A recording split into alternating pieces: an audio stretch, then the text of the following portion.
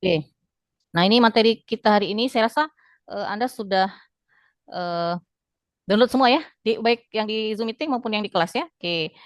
Kalau minggu lalu, bukan minggu lalu, beberapa hari yang lalu, saya sudah jelaskan mengenai apa saja yang akan kita bahas. Jadi ada tiga materi yang akan kita bahas kali ini, Nak. Yang pertama mengenai konsep dasar RPL, model pengembangan perangkat lunak, dan SDLC atau siklus hidup pengembangan perangkat lunak. Oke. Judul mata kuliah kita kan rekayasa perangkat lunak, ya. Artinya namanya merekayasa berarti akan membuat, ya, membangun, mengembangkan perangkat lunak. Nah, di sini ada ilustrasi. Jadi ada ilustrasi di mana kita bayangkan kalau kita akan membangun sebuah rumah pada sebidang tanah. Ada tiga alternatif pilihan di sini. Yang pertama nih, coba Anda bayangkan kalau misalnya rumah yang akan kita bangun itu misalnya hanya dibantu oleh anak kita sendiri yang usianya misalnya umurnya 14 tahun. Kira-kira jadi tidak rumahnya? Jadi Belum. rumahnya. Pasti jadi, Oh. tidak mungkin tidak jadi. Ngapun tidak jadi, tinggal ngoling tukang. Iya kan? Tapi diskusinya dengan anak kita aja yang masih remaja gitu ya, yang masih remaja artinya kita belum ke ahlinya. Nah, belum ke ahlinya. Mungkin jadi, tetapi ada kemungkinan akan ada banyak problem, akan ada banyak masalah. Misalnya WC-nya misalnya mestinya ada 5, nggak taunya cuma 2, sedangkan penduduk rumahnya banyak gitu kan. Nah, itu analisis yang seperti itu yang belum diiniin. Oke, yang kedua, misalnya jika kita pergi ke sembarang pengembang, kalau rumah itu kan biasanya kontraktor ya. Nah, kita hanya menyewa kontraktor, kemudian kontraktor datang, kemudian kontraktor mengajak para manpower atau tukang untuk mengerjakan rumah. Sesuai misalnya kita pengennya kamarnya ada berapa ya, ruang tamunya, dapurnya, dan seterusnya. Tentu alternatif yang kedua mungkin lebih lumayan baik ya dibandingkan dengan alternatif yang pertama, ya kan? Oke, yang ketiga. Nah, ini dengan menyewa atau mempekerjakan seorang arsitek untuk membangun rumah. Lebih detail lagi, ya, lebih detail lagi pengerjaannya karena ada ahlinya. Nah, ada pakarnya dalam membangun rumah ini. Mulai dari dia komunikasi dulu dengan konsumen, pasti kan maunya seperti apa nih? Ya, maunya seperti apa? Rumahnya ada meter persegi. Alternatif yang kedua, ya enggak? Nah, lama ininya ya. Nah, ini kalau misalnya kita bangun pakai arsitek, tentu dia akan mendokumentasikan, ya, mendokumentasikan apa yang diinginkan oleh konsumen, ya enggak? Dia dokumentasikan, misalnya nih, ini kebenaran rumah Ibu Dewe ya, tahun 2017. Jadi kebenaran kelihatan ya? Ya kelihatan ya. Yang di rumah kelihatan? Yang di rumah Kelihatan, Bu. Bisa dibesarin enggak, Bu? Kelihatan, kelihatan, Bu. apa nak? Kelihatan, Bu. Oh, kelihatan ya. Bisa Oke. dibesarin enggak? Oke. Bisa dibesak tidak? Pak, yuk kita besak ke F5. Nah, ini ya nggak apa-apa. Kelihatan sekarang sudah besar belum? Sudah, Bu. Yang di Udah besar, rumah? Bu. Mantap. Oke, oke Kelihatan, mantap Bu. ya. Oke. Nah, ini kebenaran rumah Ibu Dewi nak ya, tahun 2017. Waktu itu tiba-tiba rumah ibu yang lama itu bocor, lantainya ambruk yang di belakang karena ditarik oleh rumah sebelah yang belum ada pondasi kuat di belakangnya. Jadi ibu kebenaran ada keluarga arsitek untuk membangun rumah karena dia tamatan dari Jogja. Maunya sih sebenarnya revisi, maunya cuman untuk direhab aja gitu, nggak bangun ambruk, nggak bangun ulang, ya.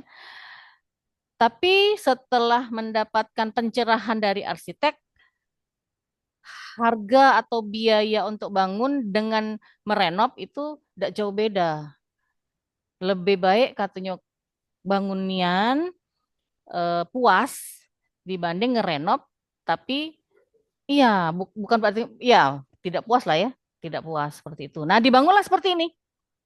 Ya, dibangunlah seperti ini mulai dari awalnya sih komunikasi dulu, pengennya rumahnya luasnya berapa, bangunannya ruang luasnya berapa, pengennya berapa lantai, kamarnya maunya ada berapa, luas kamarnya seperti apa, detail ya. Nah, waktu itu kita kita komunikasi pengennya di bawah itu ada kamar utama ya. Karena mikirnya dulu ya, dulu mikirnya ya tahun 2017 anak-anak ibu kan waktu tahun 2017 kan ada dua orang laki-laki semua. Sedangkan kami ini kan beguyur tua ya, lah 40-an gitu kan. Kayaknya kalau kita tua naik turun tangga, lemaklah kamar kita di bawah bahaya kan gitu. Mikirnya gitu dulu tahun 2017 ya. Jadi kamar utamanya di bawah nih nak nih di bawah sekali yang sebelah kanan ini lantai satu, kemudian ada WC di dalamnya, di belakangnya juga ada tempat cuci, ada dapur, ruang tamu dan ruang keluarga dan seterusnya. Jadi kamar anak ibu kan cowok semua ya, jadi dibuatlah dua kamar di sini. Pas 2019 ternyata lahir lagi anak yang ketiga, lahir lagi anak yang ketiga perempuan. Jadi, tapi sekarang sudah TK ya, sudah umurnya 5 tahun. Nyesel ternyata kamarnya di pojok, kamarnya di bawah. Karena apa? Tidak bisa ngontrol yang di atas ini. Dia ngapain nih di atas cowok-cowok semua ini? Walaupun sekarang nggak ada lagi yang satunya kuliah di Unpad ya di Pajajaran, satunya lagi di Unsri. Ternyata nyesel punya rumah 2 tingkat yang tidak bisa ngontrol anak. Jadi kalau kamu misalnya kita kan bukan orang yang eh, punya banyak uang nian ya, yang sederhana saja, yang menengah gitu. Jadi beli rumahnya itu yang di komplek, yang tidak begitu besar gitu kan. Pengennya 2 lantai kan gitu ya. Nah, ternyata nyesel gitu ya. Nah, kalau jadi setelah komunikasi dengan arsitek digambarkanlah oleh arsitek dia seperti ini. Nah, ternyata ini banyak sekali ininya ya, eh, ilmunya di dalamnya. Banyak sekali yang perlu kita perhatikan. Contoh misalnya nih, di bawah ini kan ada jendela nih. Jendelanya ternyata ada di sudut. Biasanya, umumnya kalau wong punya rumah, jendela itu kan di tengah-tengah dinding, di tengah-tengah kamar ya. Nah, coba dia ada alasan, arsitek ada alasan nih kenapa jendelanya ada di ujung. Coba kenapa? Mungkin kalau kita bangun rumah cuman pakai tukang atau kontraktor, dia desainnya sesuai dengan desain pada umumnya aja kan gitu. Jendelanya mungkin ditaruhnya baik di tengah dinding. Nah, oleh arsitek tidak mau dia semua jendela nih semua jendela adanya di ujung-ujung, bukan di tengah-tengah. Nah, coba kenapa? Kenapa? Si apanya volumenya? Oh, bukan itu alasannya. Yang Zoom meeting boleh mengumumkan pendapat kalau mau. Yang lain? Coba kenapa eh, jendelanya itu di pinggir semua? Lebih cantik? Bukan. Saya juga dulu nanya, kenapa waktu namanya Kak Ian ngapu jendelanya di ujung ini? Pas pula berbenturan dengan pintu. Nah, gitu ya, ini kan pintu. Nah, ngapa lah coba? Karena kan kamarnya kan nggak terlalu besar. 4 kali 4,5 meter. Ya, beda kalau misalnya kamarnya misalnya 6 kali 6 meter, mungkin jendelanya bisa ditaruh di tengah. Ngapa? Supaya bisa naruh perabot, Nak, di sini, di ujung-ujung sini. Kalau ditaruh di tengah, kalau misalnya 5.000 kan jati 3 pintu, tidak bisa ditaruh di sini. Bisanya naruhnya di ujung-ujung sini. Kan gitu ya. Bisa naruh ranjang di sini yang 2 meter lebih. Nah, jadi memaksimalkan penempatan perabot. Itu ininya. Ya, sama satu lagi. Dia cerita ini. Ini katanya Sophia kalau ibu panggil di rumah ya. Ini pintu ini. Nah, ini pintu ya. Nah, ini ada jarak antara dinding dengan pintu dengan kusen. Kalau kita lihat pintu kita di ruangan ini kan nempel atau tidak begitu punya jarak. Ini paling-paling jaraknya berapa meter ini paling ya? Coba ada alasan juga dia. Ngapa? Nah, iya, pada saat dibuka tidak merusak dinding yang ada di belakang. Sering kan kamu lihat dinding kamu di rumah deketan nggak? Ah, toka lah, catnya terkelupas lah. Nah, dia artinya kalau kita nyewo arsitek, nyewo ahlinya untuk membuat rumah, Dia punya ilmunya. Ada alasan, oh jendela itu letaknya bagusnya di sini kalau kamarnya kecil. Pintu itu usahakan ini kurang lebih 20 atau 30 senti gitu dari dinding kamar supaya pada saat buka nggak langsung brok gitu. Karena biasanya kan kita kalau di kamar itu di belakang pintu kan kita taruh apa sih? Gantungan baju. Gantungan baju. Nah, itu ya. Banyak sih. Nah, kayak gini nih, ya. Pondasi rumah ini kan berbatasan dengan tetangga kanan dan kiri, ya, atau ini kanan, yang ini kiri. Pondasinya tidak ditaruh di ujung-ujung pondasi rumah yang cakar gajah ya. Kalau kalau satu lantai kan cakar ayam ujungnya. Nah, kalau ini kan karena dua lantai namanya cakar gajah apa kalau nggak salah ya, lupa ibu namanya. Nah, ini pondasinya di sini nih, di 1 meter masuk ke kanan dan 1 meter masuk ke kiri. Tidak, posisi pondasi ujung kanan dengan kiri itu berbatasan dengan dinding tetangga, tidak. Ngapo coba? Iya, dia dia ini kayak gini lah. Jadi ada jarak sebelah kanan ini 1 meter dengan tetangga, yang ini mepet dengan tetangga. Nah, yang lantai atas, yang sebelah kiri yang berjarak dengan tetangga, yang ini mepet. Nah, yang aku tanya, ngapa pondasinya itu 1 meter masuk ke kiri, 1 meter masuk ke kanan? Coba ngapa? Coba mikir. Waktu itu kami tidak tahu pas awal kan, karena baru lihat desain. Pas dia mau bangun, loh Kak Ian, ngapa naruh ceker gajah ini kok masuk ke dalam gitu kan, tidak di posisi di ujung-ujung tanah kita kan gitu ya. Biasanya kan di ujung-ujung gitu ya, di ujung-ujung bangunan. Beda kalau misalnya kanan kirinya masih ada tanah.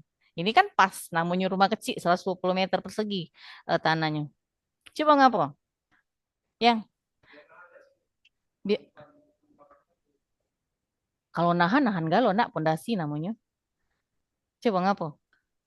Kalau kita buat pondasinya di ujung kiri dengan kanan, bocor rumah tetangga. Ngedok posisi bawah kan? Iya. Ngedok eh, dendeng wong. Kan cakar cakar itu kan paling tidak luasnya 1,5, atau paling tidak lah paling kecil 1 meter kali 1 meter. Artinya bakal ngembek tanah tetangga 0,5 meter, kalau dia 1 meter setengah ini kita kan. Artinya ngedok ke bawah kan? Banjir rumah wong pas kita bangun rumah kita yang baru. Nah, makanya dia masuknya 1 meter 1 meter. Jadi posisi pas ceker gajahnya yang 1 kali 1 tadi di tanah kitonian. Nah, itu yang coba kalau kita bangun mungkin pakai tukang dengan anak kita tadi, mungkin tukang langsung bangun baik dikeduknya gitu pas posisi dinding tetangga kanan dengan kiri. Loh Kak bebahala tetangga kita dengan tetangga gitu kan? Nah, itu. Nah, itulah yang memotivasi mengapa perangkat lunak itu mesti direkayasa sama persis seperti kita bangun rumah. Ya, jadi kita memikirkan banyak hal. Nah, inilah kenapa kita belajar mata kuliah kita ini. Ya, yang Zoom meeting mungkin nanti sebentar lagi habis ya. Nanti kita lanjut lagi ke link yang Ya, berikutnya. Bu. Ya, ke link yang berikutnya ya. Nah, maka dari itu dibangunlah atau kita nyewalah arsitek waktu itu, kalau tidak salah bayarnya itu kurang lebih 9 juta zaman 2017 dengan keluarga dewe semuanya. Jadi dia yang kontrol. Dia yang jadi ibu make dia sebagai arsitek, dia yang ngontrol. Jadi posisi jarak segala macam dia ngontrol. Jadi kalau tukang kan taulah dewe ya. Kadang-kadang sekendak dia bayar, nah ini ya mesti dikontrol walaupun sudah ada desain seperti ini mesti dikontrol. Tukang tuh taulah dewe. Bahkan di ujung-ujung bayar nak korupsi semen. Seseran katanya. Ya kita kan tidak tahu menahu karena kita nyewa arsitek dengan pemborong ya. Arsitek bekerja sama dengan pemborong karena nak layak atau tidak itu kan dia kan punya enggak punya apa sertifikat atau apa itu. Yang pemborongnya itu harus punya sertifikat apa gitu. Untuk apa sih namanya kalau wong teknik sipil nih bahwa itu layak loh 2 lantai untuk. Jadi kalau misalnya satu saat ada pemerintah atau apa yang datang ada buktinya ini loh, ininya. Kalau kita nak buat IMB kan gitu. Ada apa tuh? Iya, iya. Apa sih namanya? Desain-desain yang rangka-rangka itu nah. Kalau kita nak buat IMB, RAB lain anggaran. Tapi anggaran. Ini bentar lagi mati Zoom meeting. Nah gitu ya. Nah beranjak dari cerita inilah, maka perlunya kita merekayasa perangkat lunak ya. Nah, mengapa ini tidak bisa lagi kembali ke, nah, balik lagi ke sini, Mbak ya. Oke. Nah, sesuai dengan judul mata kuliah kita, bagaimana dengan membangun perangkat lunak. Nah, jadi ini teorinya ya. Software development itu biasanya akan melakukan hal yang sama ketika mendapatkan persoalan sederhana yang membutuhkan solusi komputasi. Ya, logika yang kita pikirkan kan kalau kita buat perangkat lunak atau buat program, buat aplikasi, buat website itu pasti berpikir sejenak, menghadap komputer, kemudian coding. Ya, kemudian membuat perintah-perintah coding. Tidak ada kertas-kertas yang memuat perancangan arsitektur yang dan algoritma secara rinci karena semua rancangan itu ada di dalam kepala. Ini mungkin yang alternatif pertama dan kedua tadi. Ya kan? Nah, kalau alternatif ke yang ketiga dengan kita pakai arsitek, dia perlu banyak dokumentasi. Ya, mulai dari tahap analisisnya, desainnya sampai dengan programnya sudah jadi. Nah, inilah yang akan kita pelajari nanti. Yang akan Anda buat tugasnya nanti. Nah, itu ya. Oke, kita lanjutkan. Ini slide-nya banyak, nak ya, 72. Tapi Ibu tidak bisa jelas ke galau-galau, nanti kamu baca aja sendiri. Nah, berdasarkan itulah ini definisi dari perangkat lunak menurut IEEE.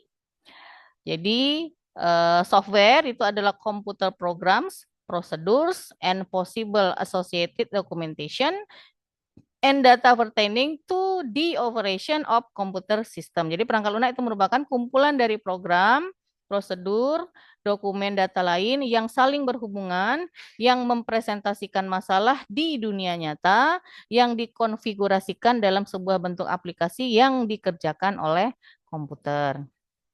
Nah, ini Anda juga bisa memilih kira-kira software apa yang nantinya akan bakal Anda buat ya untuk tugasnya nanti.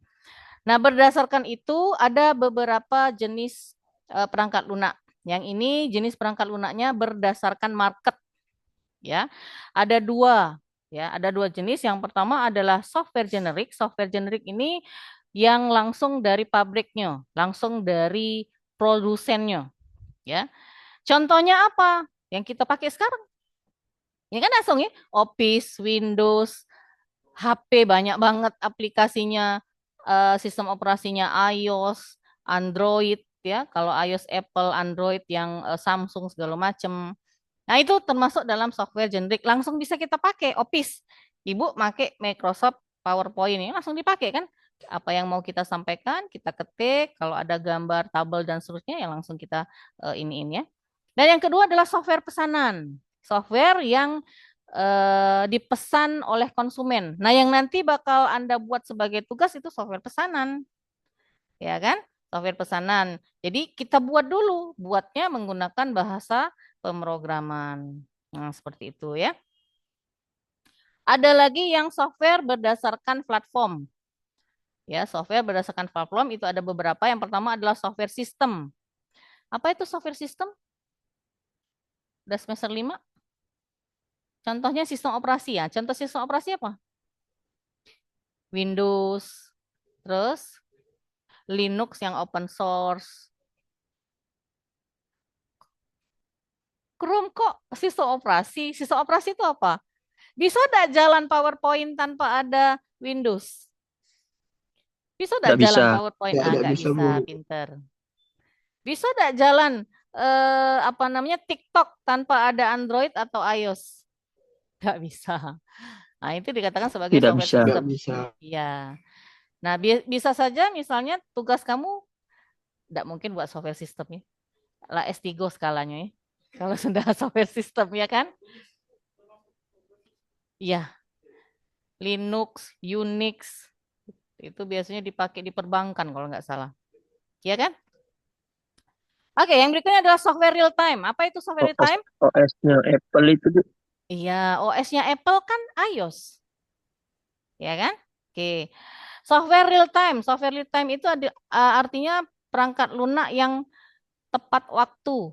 Contohnya apa? Perangkat Berjalan lunak. terus-menerus. Apa nak? Selalu hidup.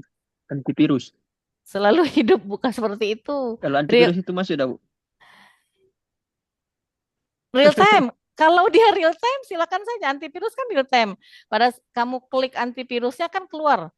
Ada virus dak dio berapa persen Iya. virusnya. Ah, berarti dia real time. Contoh lain selain virus. Eh, kayak kayak itu kalau kayak WA gitu itu kan nunggu pesan Real masuk itu time real juga. time nggak itu? Kita ketiknya apa, keluarnya kaget di situ. Itu real time. Apalagi selain itu? Medsos ya. Medsos semuanya real time. Eh, Apalagi selain itu? media Perbankan ya. sosial. Iya, iya tadi medsos ya, media sosial. Medsos dengan media sosial Perbankan. apa bedanya, Nak?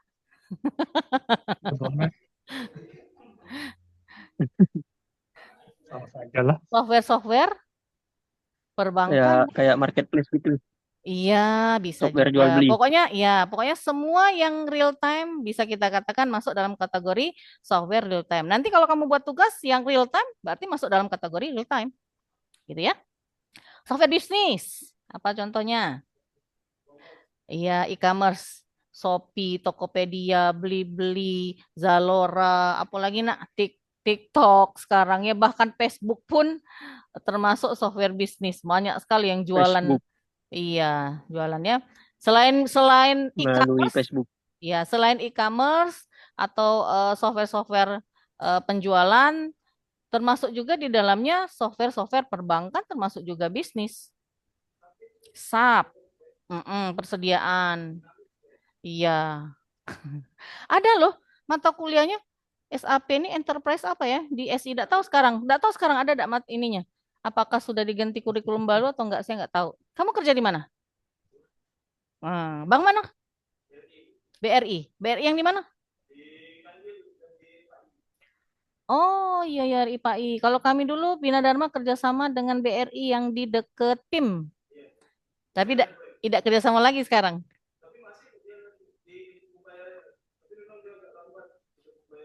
Pembayaran apa? Oh, oh Bina Dharma bisa ya? Bisa ya? Oh masih bisa ya? Oke bagus. Oh oke. Oke, yang keempat, software teknik dan ilmu pengetahuan.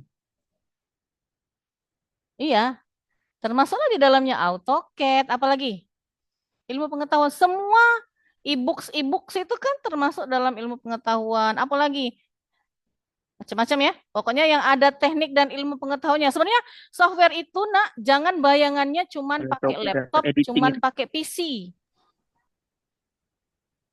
Ya, iya kan? Pesawat terbang pakai software nggak? Pakai lah. Mak mana dia nak terbang kalau nggak ada? Iya, nggak usah pesawat terbang. Kamu masak nasi pakai apa? Magicom. Ada nggak software di dalamnya? Ada, pasti ada. Nggak mungkin nggak ada ya. Yang berikutnya adalah embedded software. Nah, termasuk yang tadi, software-software yang ditanamkan ke perangkat keras. Biasanya perangkat kerasnya perangkat alat-alat medis, ngukur detak jantung, alat-alat masak tadi, ya termasuklah microwave, Magicom, Blender ya mungkin juga ya ada chip yang ditanamkan ya. Pokoknya ada yang ditanamkan di dalam situ termasuk dalam software tertanam. Tapi kalau SI untuk skripsi mungkin tidak sampai ke embedded software. Embedded software itu biasanya TI atau TK atau SK.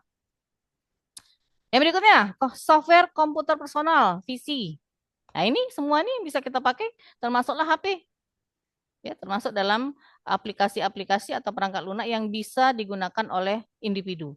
Software kecerdasan buatan, AI, artificial intelligence yang ngetopnya chat GPT nih ya.